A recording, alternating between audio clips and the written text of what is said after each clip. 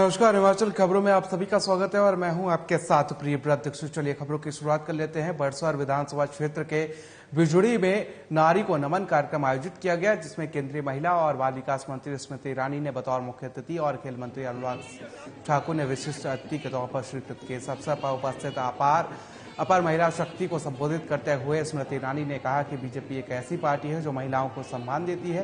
वहीं कार्यक्रम में भारी संख्या में हर्ष और उल्लास के साथ उपस्थित माता शक्ति को धन्यवाद किया गया। उन्होंने कहा कि मोदी सरकार ने कश्मीर में धारा 370 हटाकर तिरंगे को सम्मान दिलाया है और केंद्र सरकार विकास की अनंत यात्रा पर निकल चुकी है। उन्होंने कहा कि डबल इंजन की सरकार ने महिलाओं के कल्याणार्थ विभिन्न कल्याणकारी योजनाएं चलाई हैं ताकि महिलाओं को आदर और सम्मान प्रदान कर लाभान्वित किया जा सके। साथ ही उन्होंने कहा कि गरीब परिवार की बेटियों के लिए कन्यादान योजना के तहत 51,000 की प्रोत्साहन राशि, शगुन योजना के तहत 31,000 की प्रोत्साहन राशि दी जा रही है। इसके साथ ही बीजेपी महिला मोर्चा प्रदेश अध्यक्ष रश्मिधर सूद ने जनसभा को संबोधित किया।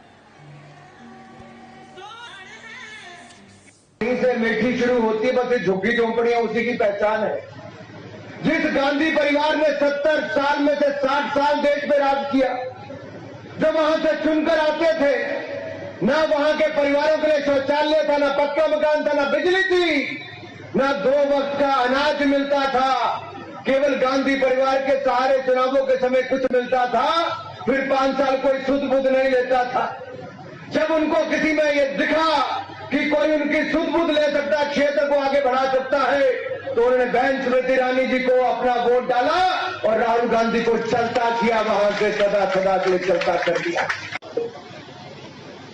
क्योंकि चुनाव की रणभूमि पर हमारे सामने अगर कोई है तो वो कांग्रेस पार्टी है।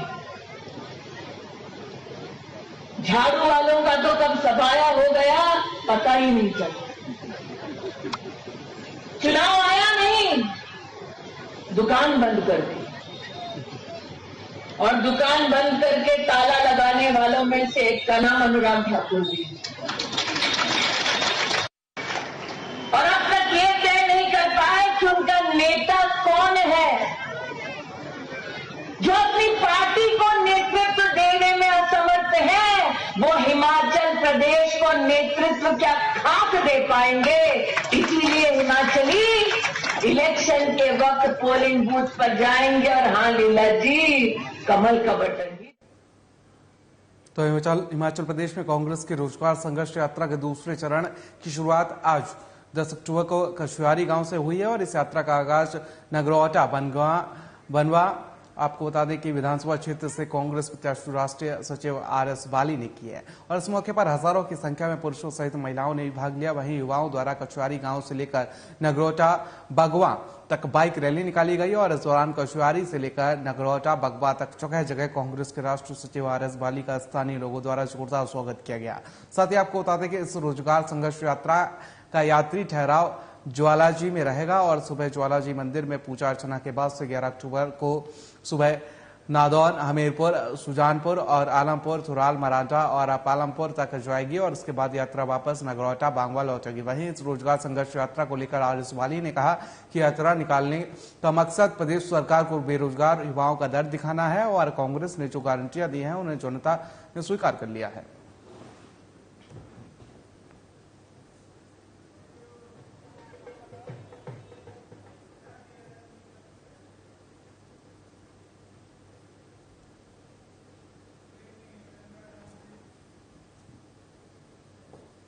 और यहां रुकेंगे छोटे से ब्रेक के लिए।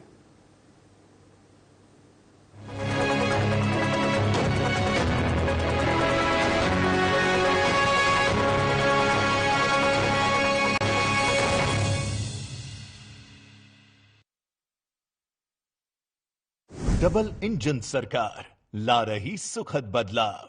मैं एक मेहनत मजदूरी करने वाला बंदा हूं, मैं इतने पैसे कहां से करता अगर मेरे पास इनकम नहीं होता। तो ये जो स्कीम चलाई है सरकार ने, वो बहुत अच्छी है।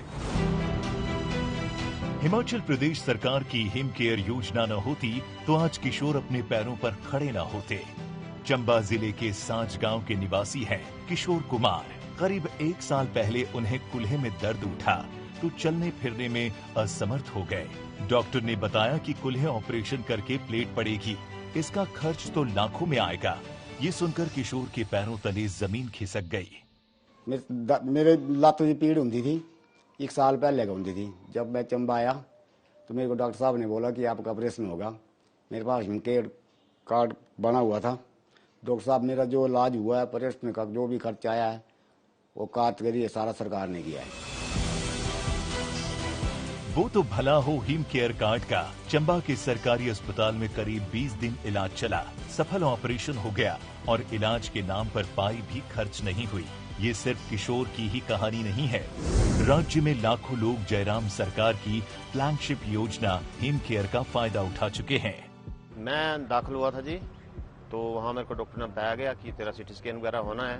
तो उन्होंने बोला कि आप ऐसा हिम केयर है तो अपना कार्ड इशू कराओ तो हो जाएगा। तो उसमें मेरा सारा फ्री हो गया था, मेरा कोई पैसा नहीं लगा था। मेरे इधर गर्दन के पास की जो है नस दब गई थी और उसकी वजह से मेरी दोनों टांगे जो है वो दोनों पैरालाइज हो गई थी, मैं बिस्तर में हो गई थी ना। जो ये हिम केयर कार्ड है उसकी वजह से मेरा इलाज भी हुआ, आज मैं अपने पाँव पे खड़ी भी हूँ। मेरे को जी तकलीफ हो गई थी हरने की। मेरे को बोला जी पहली का ऑपरेशन होना है, कहाँ से करने थे मैंने इतने पैसे।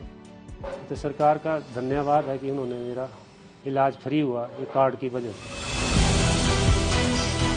इस योजना में बीमारियों के उपचार के लिए 1579 प्रक्रियाएं कवर की जा रही हैं। इनमें डे केयर सर्जरीज भी शामिल है। निजी या सरकारी अस्पताल में भर्ती होने पर कैशलेस सेवा प्रदान की जा रही है। हिम केयर का संबल बदला हिमाचल वासियों का जीवन।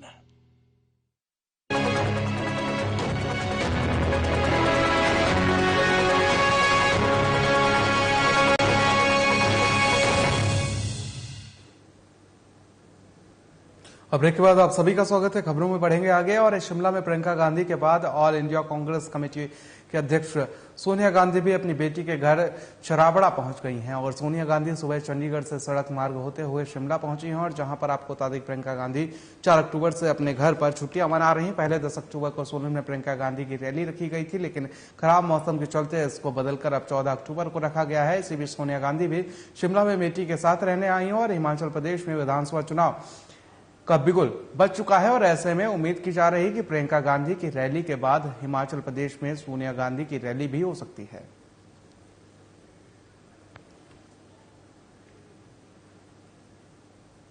तो हिमाचल प्रदेश विधानसभा चुनाव में कम्युनिस्ट पार्टी ऑफ इंडिया ने 11 सीटों पर विधानसभा चुनाव लड़ने का फैसला लिया है और इन 11 सीटों में से 4 सीटें जिला शिमला की शामिल हैं। और इस बार कम्युनिस्ट पार्टी ऑफ इंडिया का ध्यान सिर्फ बहुत इलाके पर है। आपको बता दें कम्युनिस्ट पार्टी ऑफ इंडिया क्षेत्र में उम्मीदवार कुलदीप तंवर ने कहा कि हिमाचल प्रदेश की जनता इस बार दारू देवता और दबंगई से डर से तीसरे मोर्चे के विकास के नाम पर वोट करेगी। एक विशेष परिस्थिति पूरे देश में और हिमाचल प्रदेश के अंदर भी है। पहले जो ध्रुवीकरण केवल कांग्रेस और बीजेपी के अंदर होता था, इस बार ऐसा हम महसूस कर रहे हैं कि जो साथी राकेश सिंघा की एक परफॉर्मेंस विधानसभा के अंदर रही है, हर नीतिगत मुद्दों के ऊपर एक विकल्प की बात की। तो इस बुलेटिन फिलहाल मेरे साथ इतना ही। मुझे दीजिए इजाजत। नमस्कार।